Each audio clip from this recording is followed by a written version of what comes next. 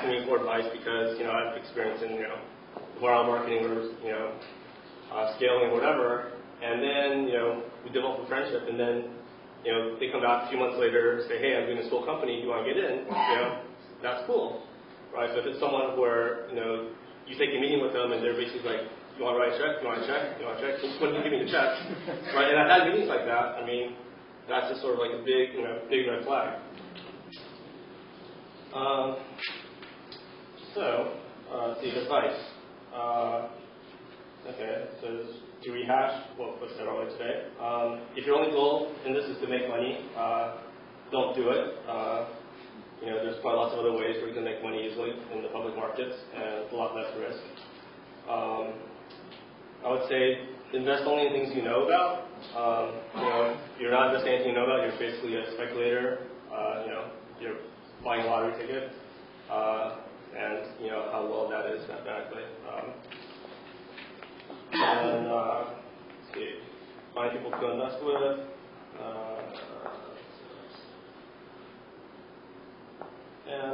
So I guess in closing, I would just say that you know, I think just being an individual, you have to sort of ask yourself honestly, like, why you want to do this, right? I think that, you know, you do get a lot back, sort of in terms of, you know, intangibles, I guess. The idea that you're, you know, close to technologies or the bleeding edge. That's something that you're not going to get elsewhere. And sort of, you know, the cost of admission to the club is to basically, you know, write a big check. So if it's worth it to you, great. But sort of understand that there's a very, very high chance that you're not going to see any of the money back.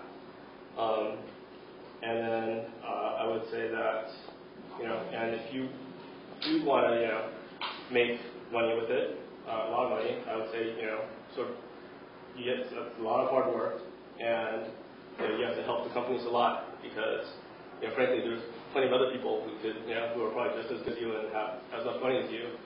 And so, like anything else, I mean, you have to compete, right? Sort of just because you have a lot of money doesn't mean like you can just sort of run off and sort of fund these things and see it magically, you know, sort of get like a Google type return. Anyway, so that's all I have.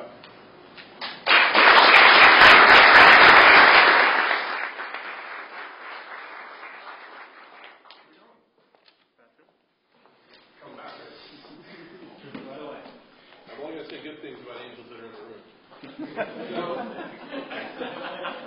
Paul, I'm Mike Arrington. I write a blog called Tech Crunch. I think it's great that a blogger is getting to summarize what all the angels said today. I've made a handful of angel investments, but I tend to lose money because I invest in my friends. And that's the basis for my investment. So I heard some good advice today. And I want to thank all the speakers, all of which are my friends, for taking the time to do this. They're coming here and they're educating people who are potentially competitors.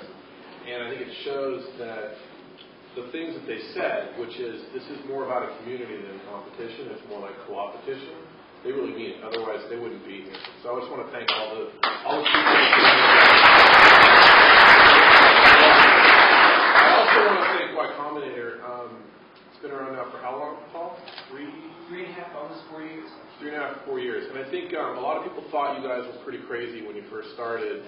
I know I looked at some of the startups and continue to, like, what is this? But the sheer number of successful startups that you guys have put into the system and given opportunities for angels to sort of take it from there, I think I just want to say thank you as well.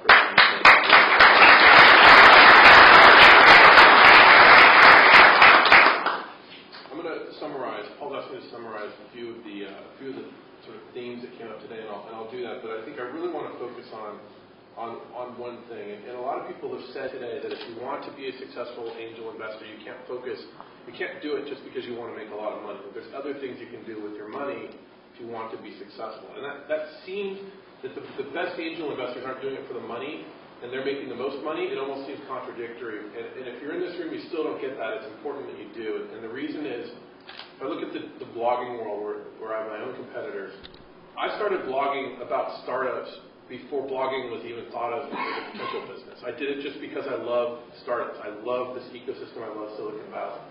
And I think that's a competitive edge for me because I truly love what I do, and it's more of a hobby than a job. And the angel investors that have the best returns love what they do, and it's more of a hobby than a job. And that's why going to events like this, going to the baseball game with potential investors, doing anything social with potential investors and other entrepreneurs is something that they enjoy doing. And if you do that, you're going to have better access to deals. You're going to have firmer friendships with other angel investors that are going to bring you into deals. I think you're going to be more successful in the long run. And you have to also be nice. And I think, who was the first person that said that today? That you have to be nice. It's one of the early speakers said you actually have to. I think you said that, right? You have to actually be nice. You can't just pretend to be. And I think that if you think about your job as an angel investor, it's not just to give cash to a company so they can hire a couple of people and move on to the next stage. You're actually shepherding them through a process. And a lot of investors are former entrepreneurs. They've been through it. And they know how insecure, I mean, how good they are as salespeople. These entrepreneurs are so insecure at this stage because they have an idea that maybe the family, maybe their husband says, what are you doing? Don't stop your job, wherever. Keep doing what you're doing. And instead they're like, I'm so compelled by this idea, I have to push it forward. Your job as an angel is to shepherd them. And the job starts when you write the check. It doesn't end then. We've heard that a lot today, is that once you've written the check, you need to help them with business development deals. You need to introduce them to all the potential partners they need. You're going to have those connections. They may not have them. Also, you are an outsider, and so your word means a lot more than a cold email from them, even if they already have good connections. Ron talked about, actually I'm forgetting to talk about all this sort of jumbled together, but one of the speakers today talked about shepherding these people to Sand Hill Road for their first meetings with venture capitalists. It doesn't mean that they're just going to use your name as an angel to get in the door. They can do that. But you need to go with them. You need to introduce them, and it's going to be a lot of your time, and really they're going to expect that from you. But if you do that, word's going to get around you're that kind of angel investor. And there are some angel investors that are known for not helping once they've written the check. And the best angels, even the most well-known, the ones with access to all the deals, the ones in this room, still give their time, even though they don't really have to keep their brand going. It just keeps everything moving forward. You don't want to be that angel that nitpicks on all the terms. You don't want to worry about your liquidity preference, or you don't want to go through iteration on the documents. You just want to go with the ones that Wilson team created. You want to go with standard documents with basic protection. The win isn't getting the documents the way you want it. The win is getting into the deals you want to get into. And I'll just close by saying that the angel investors in this room, and there are a few others that I think weren't here today that they couldn't attend or whatever, but so they're some of the most respected people that I know. They're investing their own money. They're not investing limited partners' money. They're doing this because they love it and they want to shepherd the next generation of entrepreneurs through the system. You don't always maximize returns for the hope of maximizing your career. If you look at what Paul has done with Y Combinator, he could take far more equity in these companies than he is, far more.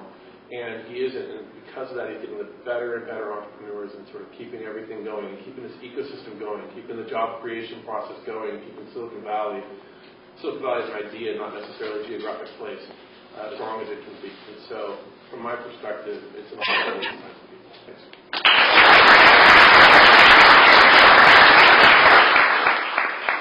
Okay, everybody, we're done. We're just going to pull up the chairs and it's now our reception.